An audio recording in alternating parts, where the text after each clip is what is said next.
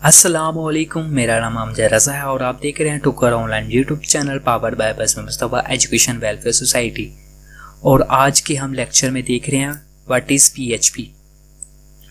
जिस तरह हम इस यूट्यूब चैनल पे हम एजुकेशन का सोर्स प्रोवाइड करते हैं, अगर आपको मेरी ये वीडियो अच्छी लगे तो मेरा टुकर ऑनलाइन यूट्यूब चैनल को सब्सक्राइब कर दें और ये मेरी वीडियो को एंड तक देखें। आपको पीएचपी के बारे में इंट्रोडक्शन पूरा मिल जाएगा।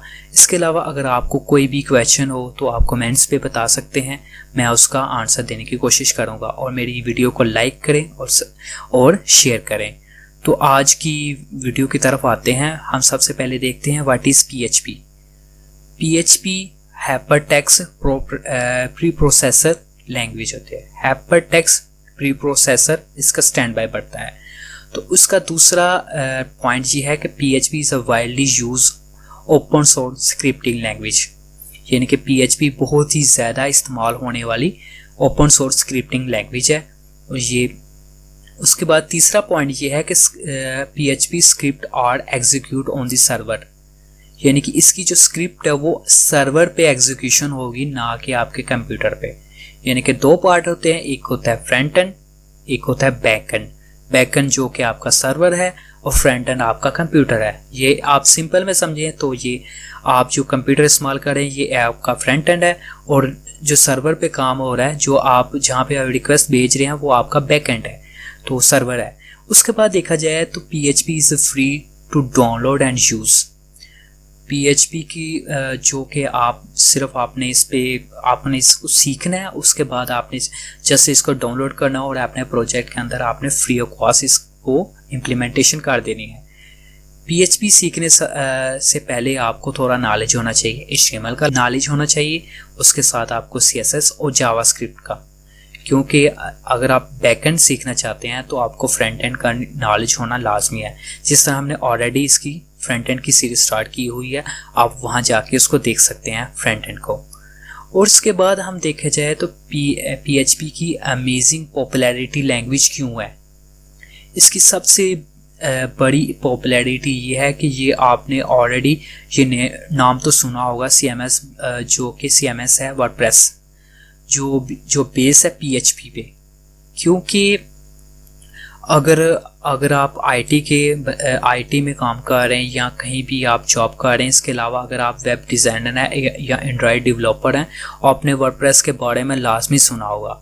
ये सीएमएस है, ये बेस्ड ऑन है पीएचपी पे, और सबसे ज़्यादा इस्तेमाल होने वाली वर्डप्रेस ही है, जो कि बहुत ज़्यादा लोग इस्तेमाल कर रहे हैं।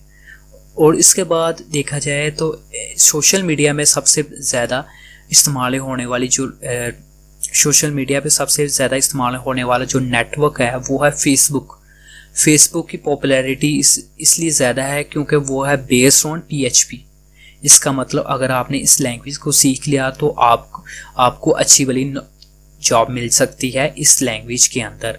It is also used enough to a beginning as first server side language, यानी कि ये अगर आप सीखना चाहते हैं सर्वर साइड लैंग्वेज, तो अगर आप बिगिनर हैं तो आपके लिए सबसे बड़ी अपॉर्चुनिटी ये है कि आप पीएचपी से स्टार्ट करें, पीएचपी को सीखें। उसके अलावा उसके बाद आप दूसरी लैंग्वेज की तरफ शिफ्ट हो सकते हैं। देखा जाए तो what is a PHP file. PHP file can contain text, HTML, CSS, JavaScript and PHP code. PHP का जो कोड होता है उसमें आप टेक्स्ट लिख सकते हैं, एचटीएमएल लिख सकते हैं, सीएसएस लिख सकते हैं, जावास्क्रिप्ट और पीएचपी कोड।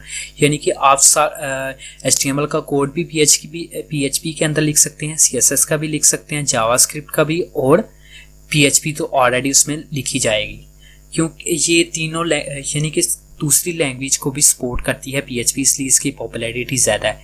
उसके बाद देखा जाए तो PHP is execution on the server side, यानी कि इसकी एग्जीक्यूशन होती है सर्वर साइड पे, मगर जो रिज़ल्ट आपको ला के देता है आपको फ्रंट एंड पे वो एचटीएमएल में देता है। इसकी ये दूसरी पॉपुलैरिटी ये होगी।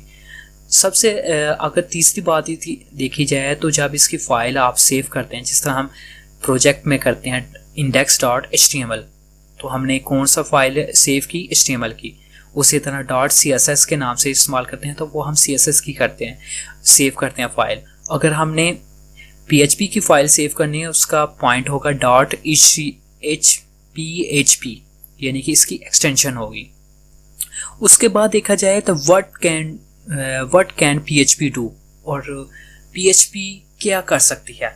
इसमें सबसे पहले हम देखते हैं PHP can generate dynamic page content. PHP की मदद से आप डायनामिक वेब एप्लीकेशन बना सकते हैं। अगर आप स्टैटिक बनाना चाहते हैं तो उसके लिए आपको PHP सीखने की ज़रूरत नहीं है, आपने जस्ट HTML CSS और बूटस्ट्रैप सीख लें जो कि लाइब्रेरी है CSS की, उसके बाद जावास्क्रिप्ट सीख लें, आप स्टैटिक वेबसाइट बना सकते हैं। मगर जब आप कम्युनिकेशन करना चाहते हैं डेटाबेस के साथ और सर्वर के साथ, तो आपको शिफ्ट होना पड़ेगा PHP की तरफ। उसके बाद दूसरा पॉइंट इसका ये है PHP can create, open, read, right, delete and close file on the server.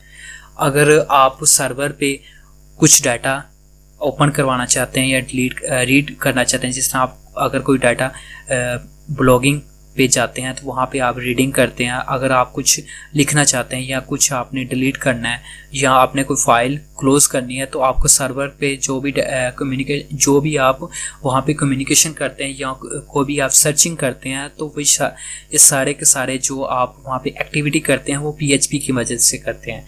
उसके बाद देखते हैं PHP can collect form data. अगर आपने फॉर्म आपके पास है तो आप फॉर्म में जो इंफॉर्मेशन भरते हैं, यानी कि my first name, second name, third name, third name नहीं होता, निक नेम होता है, निक नेम आप लिखते हैं, तो निक नेम वगैरह जो अब आप सबमिट करते हैं तो सारे का सारा डाटा सर्वर में जाके डेटाबेस में जाके सेव हो जाता है।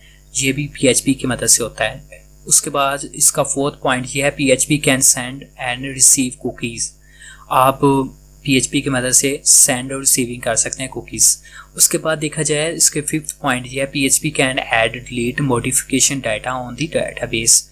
अगर आपने कोई डाटा ऐड किया हुआ है, जिस तरह अगर आपने फेसबुक पे कोई ऐड अगर आपने पोस्ट लगाई हुई है, अगर उसको आप डिलीट करना चाहें तो आप डिलीट भी कर सकते हैं।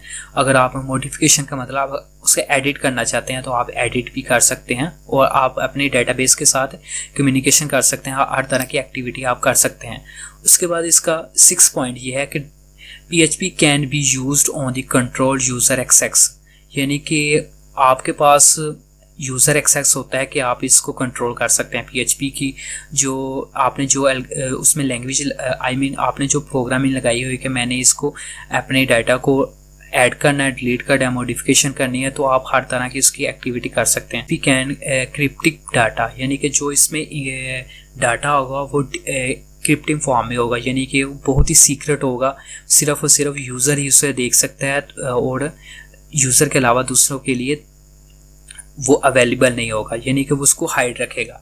हर तरह की फैसिलिटी इसमें, यानी समझ लें सिक्योरिटी के लिहाज से भी PHP अच्छी भले काम कर रही है। उसके बाद देखा जाए तो वाई PHP, हम PHP को ही क्यों सीखें। इसमें सबसे फर्स्ट इसकी ये है कि PHP run on various platform. PHP है वो वेरियस प्लेटफॉर्म पर रन हो सकती है, जिसमें आप विंडो पे भी इसको रन कर सकते हैं, लिनक्स पे भी, यूनिक्स पे भी, मैक पे भी, और जितने भी ऑपरेटिंग सिस्टम है उस पर आप PHP को रन कर सकते हैं।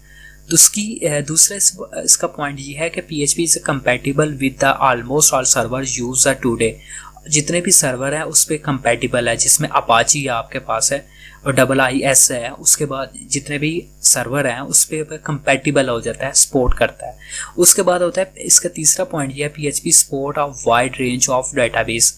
इसकी जो डाटाबेस है आप जितना चाहें इसमें डाटा स्टोर कर सकते हैं, चाहे वो लाखों में हो, करोड़ों में आपने डाटा उस पर रखना हो तो आप स्टोर कर सकते हैं। जिस तरह आपने स्कूल का डेटाबेस बनाया हुआ है, आपने एक स्टूडेंट, आपके पास अगर 100 स्टूडेंट हैं, अगर आपके पास 1000 में हैं या मिलियन में हैं, जितने भी स्टूडेंट आपके पास हैं, तो आपको उसका डेटाबेस आपने स्टोर कर सकते हैं विदाउट किसी इंस्ट्रक्शन के, विदाउट किसी रिकॉर्ड के आप उसको सेव कर सकते हैं।